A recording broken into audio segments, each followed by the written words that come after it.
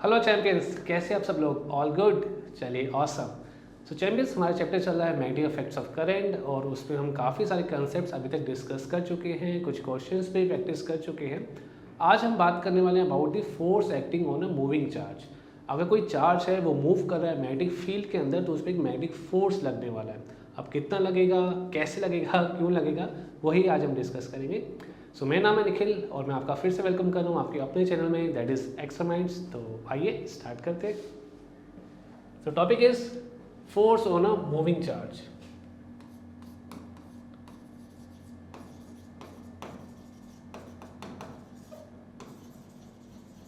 अभी charge move करेगा कहाँ पर? किसी मैग्नेटिक फील्ड के अंदर।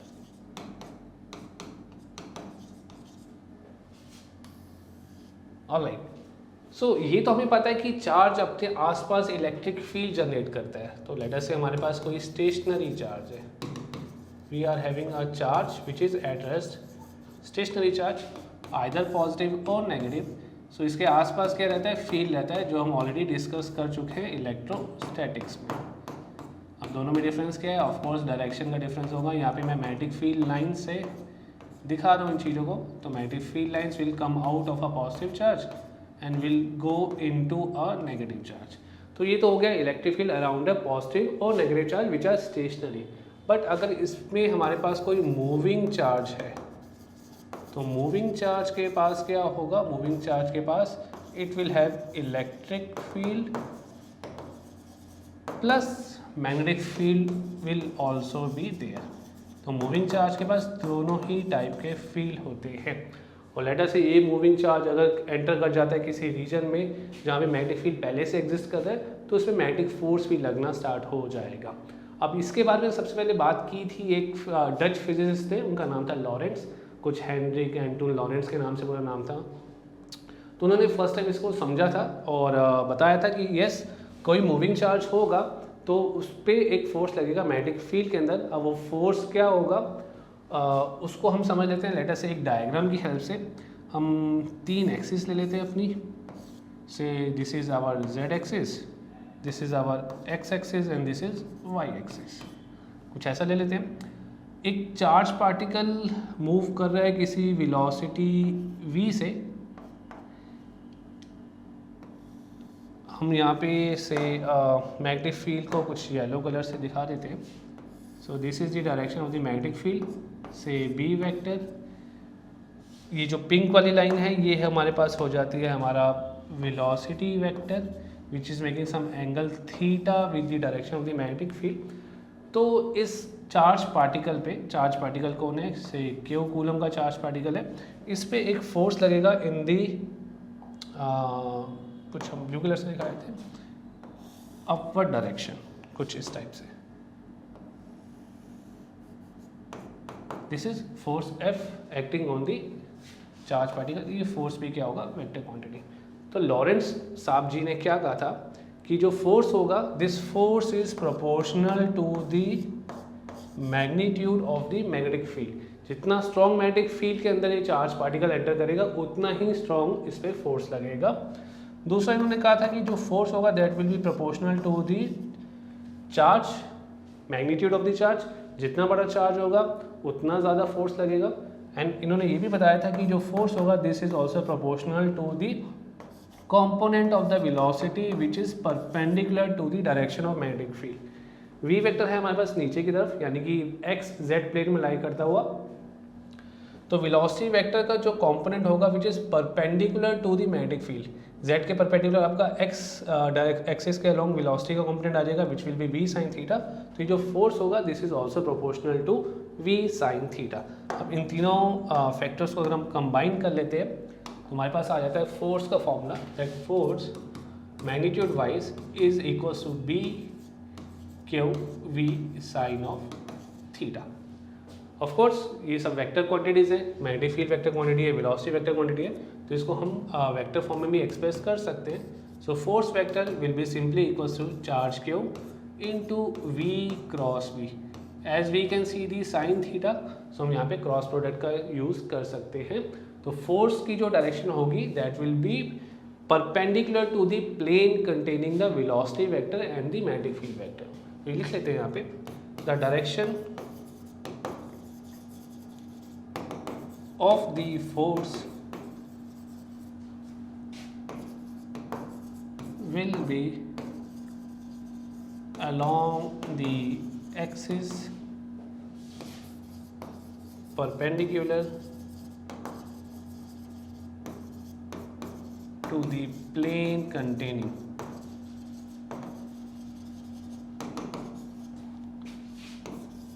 both velocity vector and magnetic field vector।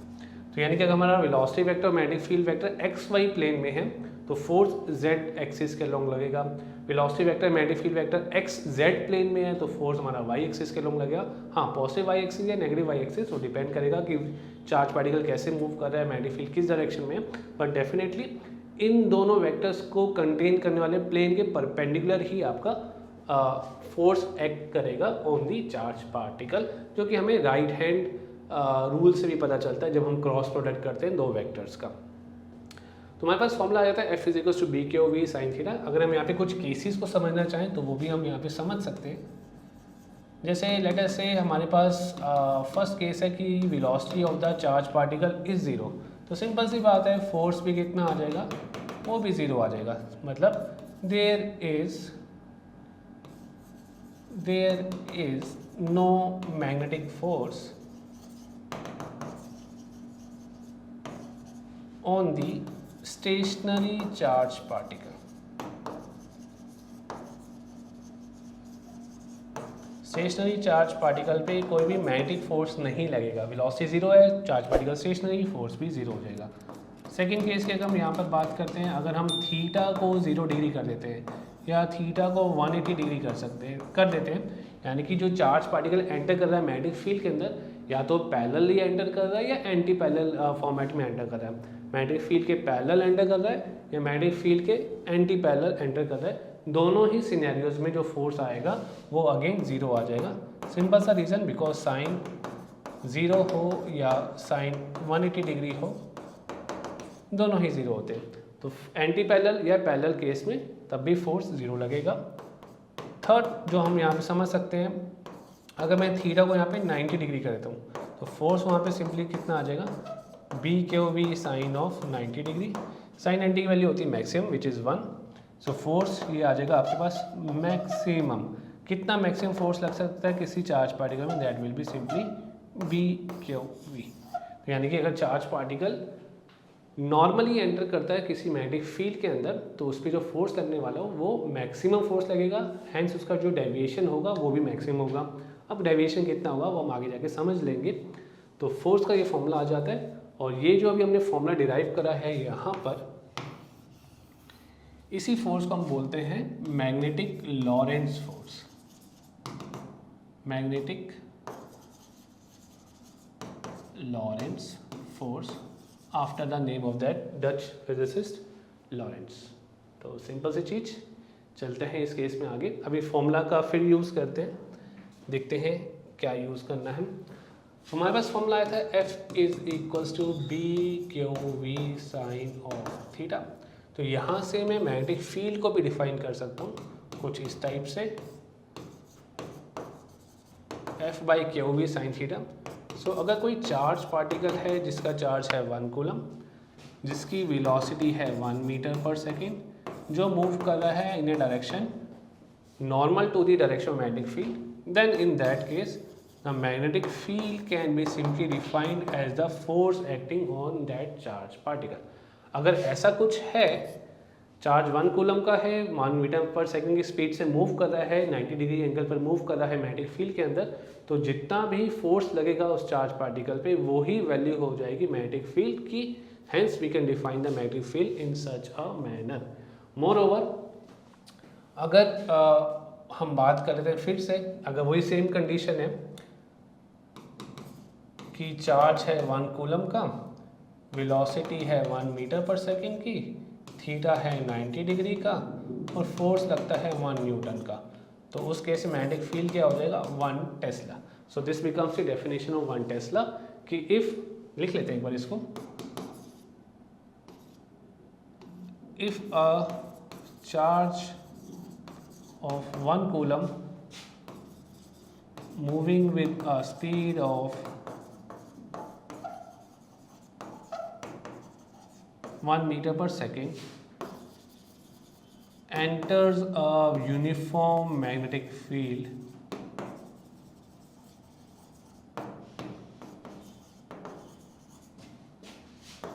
at an angle of 90 degree to the field and experiences a force of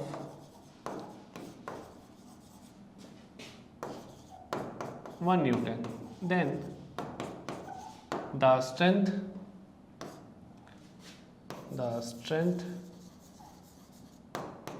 of the magnetic field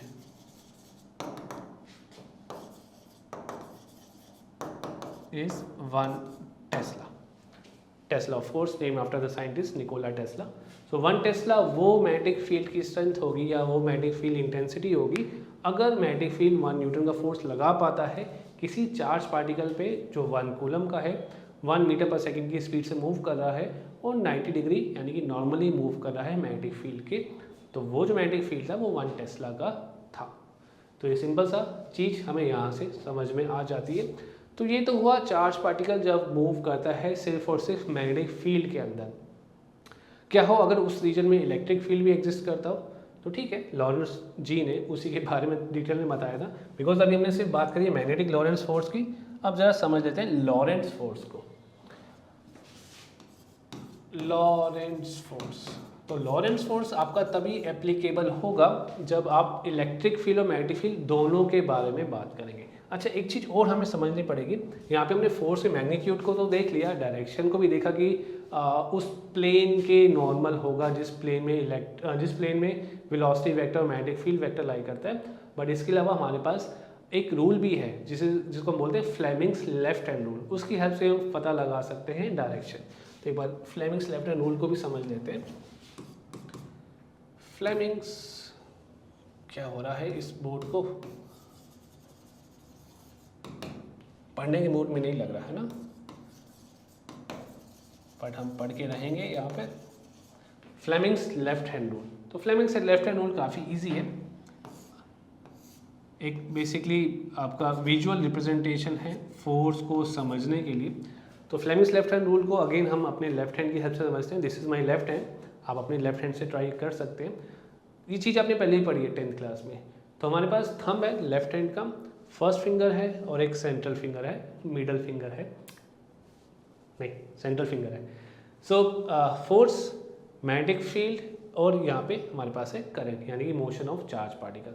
तो यहाँ पे हम कैसे डिनोट कर सकते हैं, एफ बी एंड आई.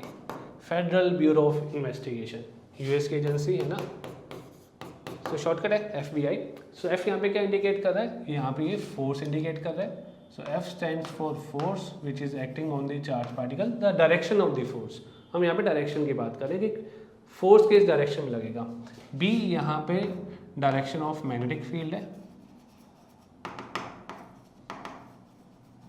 अब यहाँ पे I, वैसे तो I करंट को इंडिकेट करता है, बट I क्यों लिख दिया यहाँ पे, बिकॉज जिस डायरेक्शन में चार्ज पार्टिकल मूव करेगा उसी डायरेक्शन में करंट होगा. बट एक चीज़ आपको ध्यान में रखनी पड़ेगी, जिस डायरेक्शन में पॉजिटिव चार्ज मूव करेगा उसी डायरेक्शन में करंट होगा. तो यहाँ पर क्या हो रहा है, यहाँ पर इस डायरेक्शन में चार्ज पार्टिकल मूव कर रहा है. कैसा charge particle, positive charge particle. So हम यहाँ पर कह सकते हैं direction of motion of positive charge, ये है डायरेक्शन ऑफ मैग्नेटिक फील्ड और ये है direction of force. So direction of force, direction of magnetic field, direction of motion of positive charge, तीनों वेक्टर्स एक दूसरे के perpendicular. Rule Fleming's left hand rule, जिसको हम शॉर्ट में FBI से रिमेंबर कर सकते हैं. थंब, फर्स्ट फिंगर और सेंट्रल फिंगर. ठीक है, तो ये था आपका Fleming's left hand rule direction पता लगाने के लिए. वापस आ जाते हैं लॉरेंस फोर्स पे. सो लॉरेंस फोर्स कब काम आएगा, व्हेन इलेक्ट्रिक फील्ड यानी कि E vector and magnetic field यानी कि बी वेक्टर को एग्जिस्ट, यानी कि they are existing simultaneously in a region, coexist in a region. तो क्या होगा then on the moving charge particle, कोई भी चार्ज पार्टिकल जो कि मूविंग होगा, टू फोर्सेस विल एक्ट। अब दोनों फोर्स कौन से होंगे? ऑफ कोर्स चार्ज पार्टिकल है, उसका इलेक्ट्रिक फील्ड होगा आसपास उसके, और वो इलेक्ट्रिक फील्ड के अंदर ही मूव कर रहा है एक्सटर्नल, तो इलेक्ट्रिक फोर्स आ जाएगा which is simply equals to q into E vector. अगर हम यहाँ पे फोर्स वेक्टर बोलते हैं तो so q into E vector हो जाएगा हमारे पास इलेक्ट्रिक फोर्स। ऐसे अगर हम बात करते हैं मैग्नेटिक फोर्स एफ बी के बारे में, या आप एफ एम भी कह सकते हैं, this is simply equals to q into v cross B, जो कि अभी हमने फॉर्मूला देखा मैग्नेटिक लॉरेंस फोर्स के अंदर। तो नेट फोर्स जो हो जाएगा वो सिंपली क्या हो जाएगा, वो हो जाएगा इलेक्ट्रिक फोर्स और मैग्नेटिक फोर्स का वेक्टर सम। आप डायरेक्टली ऐड नहीं कर सकते बिकॉज दोनों की डायरेक्शन अलग है। क्यों अलग है? देखो, जिस डायरेक्शन में इलेक्ट्रिक फील्ड एक्ट कर रहा है तो उसी डायरेक्शन में एक्ट करेगा इलेक्ट्रिक फोर्स। इलेक्ट्रिक फील्ड की जो डायरेक्शन होगी वही डायरेक्शन होगी इलेक्ट्रिक फोर्स की भी, बट जिस डायरेक्शन में मैग्नेटिक फील्ड एक्ट कर रहा है उस डायरेक्शन के परपेंडिकुलर एक्ट करेगा कौन? Magnetic force. अगर मैं एज्यूम कर रहा हूँ कि वेलोसिटी इस तरफ है तो मैग्नेटिक फील्ड के परपेंडिकुलर रहता है magnetic force, but electric field के अलोंग रहता है इलेक्ट्रिक फोर्स। तो यहाँ पे दोनों फोर्सेज जो अलग डायरेक्शन में है तो हमें वेक्टर सम ही करना पड़ेगा, हम डायरेक्टली ऐड नहीं कर सकते। हाँ, फॉर्मूला को और फर्दर सिंप्लीफाई करके ऐसे लिख सकते हैं कि जो नेट फोर्स होगा that will be simply equals to q into E vector plus q into v cross B vector. तो आपके पास चार्ज कॉमन लिया जा सकता है, बच जाएगा क्या? Electric field vector plus v cross B vector. So this is the final result of forces which are acting on a charged particle जो कि मूव कर रहा है electric field and magnetic field simultaneously. तो ये जो एक्सप्रेशन हमारे पास आता है इसी को हम लोग क्या बोलते हैं? Lorentz force. This thing is known as Lorentz force. तो ध्यान में रखेंगे आप लोग चैंपियंस कि लॉरेंट्ज फोर्स तभी होगा जब इलेक्ट्रिक फील्ड भी होगा, मैग्नेटिक फील्ड भी होगा, बट मैग्नेटिक लॉरेंट्ज फोर्स तभी आएगा जब आपके पास सिर्फ और सिर्फ मैग्नेटिक फील्ड होगा। या हम ऐसा भी कह सकते हैं कि से अगर फोर्स जो है depends only on the strength of the field,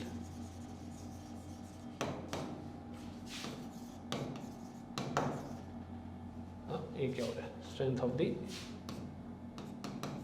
field and is independent of the velocity of the charge particle. Velocity of the charge particle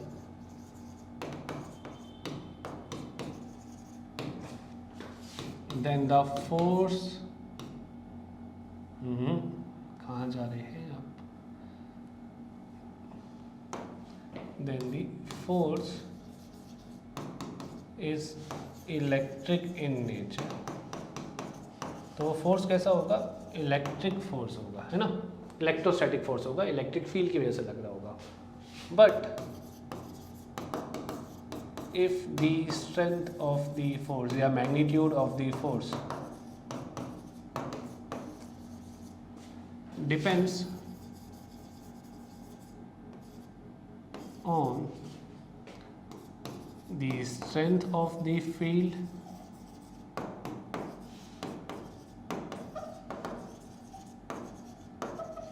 as well as the velocity of the charged particle.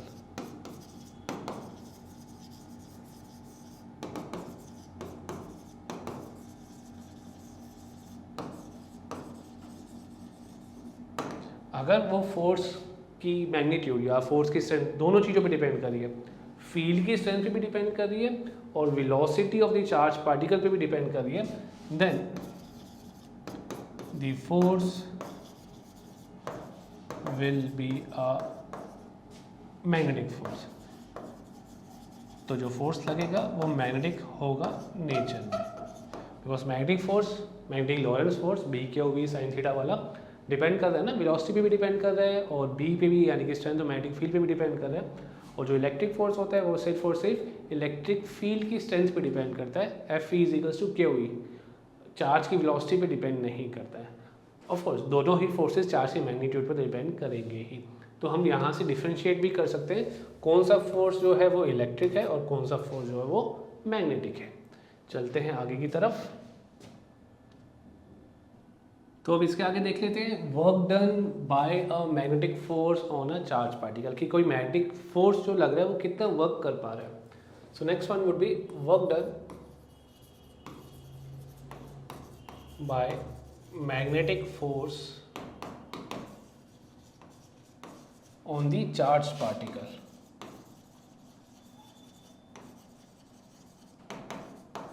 तो अभी हमने देखा कि magnetic Lorentz force जो आ रहा था वो simply कितना आ रहा था, F is equals to q into v cross B, यानी कि जो फोर्स लग रहा है एक ऐसी डायरेक्शन में लग रहा है which is perpendicular to both velocity vector and magnetic field vector. So let us see ये वेलोसिटी वेक्टर है। अब जिस डायरेक्शन में वेलोसिटी वेक्टर होगा सिंपल सी बात है कि चार्ज पार्टिकल उसी डायरेक्शन में मूव कर रहा होगा, और ये जो फोर्स लग रहा है ये लग रहा है इस डायरेक्शन के बिल्कुल परपेंडिकुलर। तो सिंपल सी बात है, हमने पढ़ा हुआ है पहले भी कि वर्क डन जो होता है वो तो एक डॉट प्रोडक्ट होता है किसका, फोर्स वेक्टर और डिस्प्लेसमेंट वेक्टर का। यानी कि इस सिनेरियो में अगर हम कंपैरिजन करें, जिस डायरेक्शन में आपका चार्ज पार्टिकल जा रहा है उसके परपेंडिकुलर लग रहा है फोर्स, तो अगर चार्ज पार्टिकल के मोशन यानी डायरेक्शन ऑफ मोशन के परपेंडिकुलर लग रहा है फोर्स, तो वर्क डन क्या आएगा, सिंपली जीरो। व्हाई? बिकॉज दोनों के बीच में एंगल कितना हो जाएगा, 90 degree. So here the force is acting in a direction perpendicular to the direction of motion, perpendicular to the direction of motion of the charged particle। Charge particle के जो motion की direction है उसके normally लग रहा है force, तो theta हो जाएगा सिंपली आपके पास 90 डिग्री, कॉस 90 आपके पास हो जाएगा 0, hence work done will be equals to 0। तो यहाँ पे मैग्नेटिक फील्ड जो है या मैग्नेटिक फील्ड का जो फोर्स है वो कोई भी वर्क डन नहीं करता है चार्ज पार्टिकल के ऊपर। अच्छा, अगर वर्क नहीं होता है तो हमें एक और चीज़ समझ में आती है, बिकॉज हमने ऑलरेडी समझा हुआ है 11th क्लास में आपने पढ़ा था वर्क एनर्जी थ्योरम। चैंपियंस याद है वर्क एनर्जी थ्योरम क्या कहती है? सिंपली यही कहती है कि जितना भी वर्क डन होगा किसी भी पार्टिकल पे, that will be simply equal to the change in kinetic energy of that particle, है ना। तो यहाँ पे वर्क डन तो हो गया 0, तो यानी कि change in kinetic energy is equal to 0, यानी कि kinetic energy initial will be equal to kinetic energy final. तो इसका मतलब है velocity initial is equal to velocity final, hence there is no change in the speed, there is no change, velocity initial equal to velocity final. आप ध्यान से note करिए, मैंने यहाँ पे वेक्टर का साइन नहीं लगाई, यानी कि सिर्फ मैग्नीट्यूड की बात हो रही है। वेलोसिटी की बात करेंगे तो वेलोसिटी में डायरेक्शन भी आ जाएगा, तो चार्ज पार्टिकल की डायरेक्शन तो चेंज होती है, वेलोसिटी वेक्टर चेंज होता है बट वेलोसिटी का मैग्नीट्यूड चेंज नहीं होता। तो एक काम करते हैं, यहाँ पे एरो बना लेते हैं और यहाँ पे मॉडुलस साइन लगा लेते हैं, अब सही रहेगा, है ना। सो वेलोसिटी का मैग्नीट्यूड चेंज नहीं हो रहा, so hence there is no change in the speed of the charge particle. तो जब भी कोई चार्ज पार्टिकल मैग्नेटिक फील्ड के अंदर एंटर करेगा तो उसकी काइनेटिक एनर्जी में कोई चेंज नहीं आएगा, उसकी स्पीड में कोई चेंज नहीं आएगा, बिकॉज कोई भी उसमें वर्क डन नहीं होता है ना। सही है, चलते हैं आगे की तरफ। तो ये कंसेप्ट हमें क्लियर है। अब देखते हैं कि चार्ज पार्टिकल मूव करेगा कैसे, है ना। फोर्स तो लग रहा है, ठीक है, वो अपने पाथ को चेंज करेगा, ऑफ कोर्स करना भी चाहिए बिकॉज फोर्स लग रहा है, और फोर्स एक ऐसी चीज़ है जो पाथ को चेंज करा देती है। तो पाथ कैसा बन रहा है वो देखते हैं। तो उसको समझने के लिए हम बनाते हैं एक यूनिफॉर्म मैग्नेटिक फील्ड। टाइटल डाल लेते हैं पहले, motion of a charged particle in a uniform magnetic field, है ना। तुम्हारे पास क्या है, यूनिफॉर्म मैग्नेटिक फील्ड है which is directed into the plane of this board, आपके लिए into the plane of the paper. यहाँ पे हमने एक चार्ज पार्टिकल को इंट्रोड्यूस कराया जो कि मूव कर रहा है प्लेन के अंदर, है ना, इस प्लेन के अंदर मूव कर रहा है विद सम वेलोसिटी से v। तो this velocity vector is perpendicular to the magnetic field vector. Magnetic field vector है into the plane, charge particle की वेलोसिटी है ऊपर की तरफ। तो अब इस पे लगेगा फोर्स, कहाँ लगेगा वो हम पता लगा सकते हैं with the help of rule जो अभी हमने पढ़ा, that is Fleming's left hand rule, ये वाला, है ना। तो मैग्नेटिक फील्ड फर्स्ट फिंगर ये है अंदर की तरफ, चार्ज पार्टिकल की मोशन की डायरेक्शन ऊपर की तरफ। हम यहाँ पे पॉजिटिव चार्ज पार्टिकल मान रहे हैं ईजी रखने के लिए। सो फील्ड अंदर की तरफ जा रहा है, चार्ज मैग्नेटिक फील्ड ऊपर की तरफ जा रहा है, तो फोर्स लगेगा यहाँ पे अंदर की तरफ। तो ये क्या होगा, चार्ज पार्टिकल अंदर की तरफ डिफ्लेक्ट हो जाएगा और हर एक पॉइंट पे डिफ्लेक्ट होता रहेगा। तो इसका जो फाइनल ट्रेजेक्ट्री बनने वाली है वो बनेगी कुछ इस टाइप से। तो चार्ज पार्टिकल मूव करने वाला है एक सर्कल में, और सर्कल का कुछ होगा रेडियस r, वो हम यहाँ पे फाइंड आउट कर सकते हैं क्योंकि यहाँ पर क्या होने वाला है, हर एक पॉइंट पे चार्ज पार्टिकल पे फोर्स लगेगा जो कि हम ऐसे दिखा सकते हैं। तो यहाँ पे फोर्स लग रहा है ऐसे की तरफ, यहाँ पे फोर्स लग रहा है नीचे, यहाँ पे फोर्स लग रहा है ऐसे एंड सो ऑन। तो हर एक पॉइंट पे चार्ज पार्टिकल पर फोर्स लगता रहेगा और चार्ज पार्टिकल सर्कुलर पाथ में मूव करना स्टार्ट कर देगा। वापस आ जाते हैं। तो चार्ज पार्टिकल का जो मोशन था वो हो रहा है सर्कल के अलोंग, और जब भी कोई बॉडी सर्कुलर पाथ में मूव करती है तो उस पर लगता है एक force which is known as centripetal force. आपको अच्छे से पता है ये चीज़। तो centripetal force is equals to magnetic Lorentz force. So centripetal force is simply given by the formula mv square by r, where m is the mass of the charged particle, v is the velocity, r is the radius. और magnetic Lorentz force यहाँ पे कितना हो जाएगा, B Q we sine of 90 degree. Why sine 90? Because magnetic field है अंदर की तरफ, वेलोसिटी है ऊपर की तरफ। सो साइन 90 तो 1 हो गया। हम सिंपली यहाँ पे क्या कर सकते हैं, एक वी स्क्वायर से वी भी कैंसिल कर सकते हैं। So m we by r is equals to v into q. तो यहाँ पे हमारे पास तो रेडियस आ जाता है, radius of the circular path. इस सर्कुलर पाथ का रेडियस कितना आ जाएगा, R is equals to M V divided by B Q. R is equals to M V divided by B Q. And more specifically आप इसको ऐसे भी लिख सकते हैं, R is equals to V, R is equals to V B upon Q by M.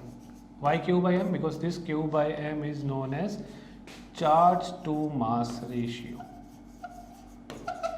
So charge to mass ratio के inversely proportional होता है radius of the circular path जब मैग्नेटिक फोर्स लगेगा तब, है ना। तो this is radius, first thing. Second thing जो हम यहाँ पे समझ सकते हैं, that is time period of revolution, कि कितना टाइम ले रहा है चार्ज पार्टिकल एक रेवोल्यूशन को कंप्लीट करने के लिए। So time period T is simply given by the circumference which would be 2 pi R divided by velocity. इसको हम लिख सकते हैं 2 pi divided by V. R की जगह हम पुट कर सकते हैं M we by B Q, M we by B Q. तो आप देख सकते हैं यहाँ से वेलोसिटी कैंसिल आउट हो जाएगी। तो टाइम पीरियड का सिंपल सा फॉर्मूला आ जाएगा 2 पाई m divided by bq. Hence we can see that time period of a charged particle is independent of the velocity. कुछ भी velocity हो, time period सेम ही आने वाला है, and it is also independent of the radius. कहने का मतलब ये है, let us say velocity बहुत ज़्यादा है तो चार्ज पार्टिकल क्या करेगा, एक बड़ा सर्कल कंप्लीट करेगा ताकि टाइम उतना ही रहे जितना एक कम वेलोसिटी वाला चार्ज पार्टिकल छोटे सर्कल को कंप्लीट कर रहे हैं। अगर इसी चीज़ को मैं आपको एक डायग्राम से समझाऊं, मैं ये कहना चाह रहा हूँ कि time period of charge particle is independent of the radius and velocity. Charge particle की वेलोसिटी क्या है और वो सर्कुलर पाथ का रेडियस क्या है ना। तो अगर वेलोसिटी ज़्यादा रहेगी तो रेडियस भी बड़ा होगा, वेलोसिटी कम रहेगी तो रेडियस भी कम होगा। इस रेडियस को मैं ले लेता हूँ से R1, इस रेडियस को ले लेता हूँ मैं R2, यहाँ पे वेलोसिटी है V2, यहाँ पे वेलोसिटी है V1। So V1 is less than V2, similarly R1 is less than R2। जब चार्ज पार्टिकल की वेलोसिटी ज़्यादा होगी तो उसका जो सर्कुलर पाथ का रेडियस होगा वो भी बड़ा होगा। तो हमने टाइम पीरियड निकाल लिया है। ऐसे हम निकाल सकते हैं फ्रीक्वेंसी। थर्ड थिंग, फ्रीक्वेंसी हम डिनोट करते हैं लेटर से एफ, स्मॉल एफ से, या आप न्यू से भी डिनोट कर सकते हैं, which is reciprocal of time period. तो frequency will be simply, time period आपके पास कितना आया था 2πm/bq, तो फ्रीक्वेंसी कितना हो जाएगा bq डिवाइडेड बाय 2πm। वो आएगा सेकंड में, फ्रीक्वेंसी आएगी हर्ट्ज में, and so on. So this is the motion of the charge particle जब वो एंटर करता है मैग्नेटिक फील्ड के अंदर in a direction normal to the magnetic field. अच्छा, क्या हो अगर मैग्नेटिक फील्ड के किसी और एंगल पे एंटर कर जाए, ना 0 डिग्री पर हो, बिकॉज 0 पे तो फोर्स लगता ही नहीं है। 90 डिग्री वाला केस हमने देख लिया, सर्कुलर पाथ बना रहा है, बट मान लेते हैं वो 30 डिग्री पे एंटर कर जाता है या 60 डिग्री पे एंटर कर जाता है, तो क्या होगा, तो उसको भी एक बार यहाँ पे समझ लेते हैं। So charge particle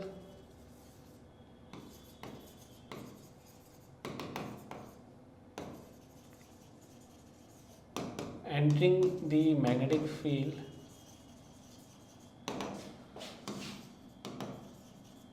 at any angle theta. Of course theta is not equals to 90 degree, 0 degree या 180 degree, it is some other angle। तो फिगर से समझ लेते हैं। लेटर से मैग्नेटिक फील्ड है, यहाँ पे चार्ज पार्टिकल को ऐसे एंटर करवा लेते हैं with some velocity v, making an angle of theta with the magnetic field. Of course इस पर फोर्स लगेगा, फोर्स को यहाँ दिखा देते हैं। अब इस वेलोसिटी के दो कंपोनेंट्स होंगे, है ना। इस वेलोसिटी वेक्टर के, जो कि इस टाइप से है, इसके दो कंपोनेंट्स होंगे। ये थीटा है तो एक कंपोनेंट होगा v cos थीटा और एक कंपोनेंट होगा v sin थीटा।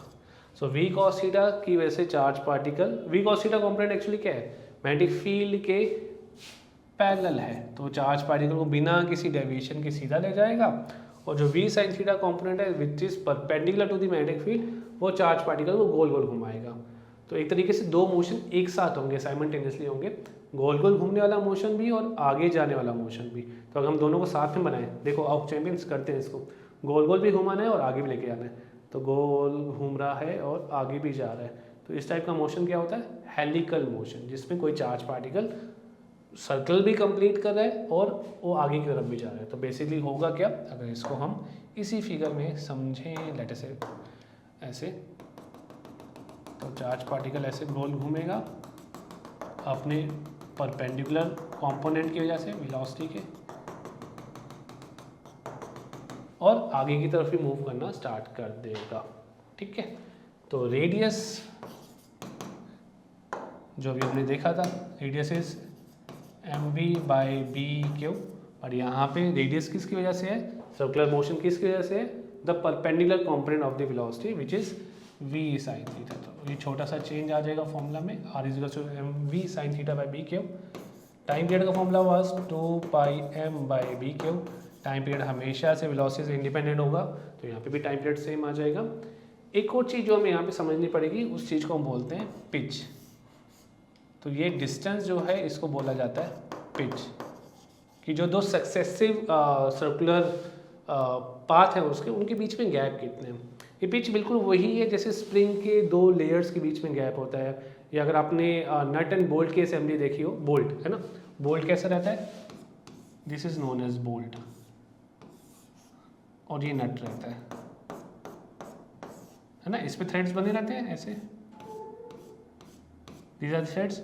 तो किसी भी दो थ्रेड के बीच का जो गैप होता है उसको भी हम पिच कहते हैं। तो वही सेम पिच यहाँ पे भी आपको दिखाई दे रही है। सो पिच को लेटर से हम डिनोट कर लेते हैं पी से। तो पिच के एक तरह का डिस्टेंस है। डिस्टेंस कौन सा डिस्टेंस है कि जब वो अपनी वेलोसिटी v cos थीटा से मूव कर रहा था तो टाइम t में उसने कितना डिस्टेंस ट्रेवल करा। तो pitch is simply time t into V cos theta. तो टाइम t का फॉर्मूला है 2πm/b³ और वेलोसिटी का कंपोनेंट जिसको आगे लेके जा रहा है बिना किसी डेविएशन के, that is v cos theta. ये मैंने आपको यहाँ पे पिच बताई है, ठीक है। So pitch p is equals to time into V cos theta. Time तो 2πm/b³ कैसा भी केस हो यही रहेगा, और v cos theta y, because v cos theta ही वो कंपोनेंट है जो मैग्नेटिक फील्ड के अलोंग उसको लेकर जा रहा है बिना किसी डेविएशन के, because v cos theta is parallel to the magnetic field, कोई भी डेविएशन नहीं आएगा, थीटा 0 डिग्री है ना। So this becomes the formula for the charge particle का मोशन जब वो किसी और एंगल पर चलता है मैग्नेटिक फील्ड के अंदर। ये सिंपल सी चीज़। तो आज की क्लास को हम यहीं तक रखते हैं। यहाँ पे हमने पूरा मोशन समझ लिया चार्ज पार्टिकल का, कैसे वो मूव करता है, कैसे कैसे फोर्सेस लगते हैं, कौन सा फॉर्मूला हमें हेल्प करेगा, कैसे हम डायरेक्शन फाइंड आउट करेंगे फोर्स की। तो नेक्स्ट क्लास में जब हम मिलेंगे तो इसके आगे ही कंसेप्ट को देखेंगे एंड मोस्ट इम्पॉर्टेंटली इनके क्वेश्चंस को भी हम एक अलग से वीडियो में प्रैक्टिस करेंगे, अलग सी क्लास हम उस पर एक डेडिकेट करेंगे। तो जब तक इसको आप रिवाइज कीजिए, अच्छे से प्रैक्टिस कीजिए। मिलते हैं नेक्स्ट क्लास में। Bye bye and take care.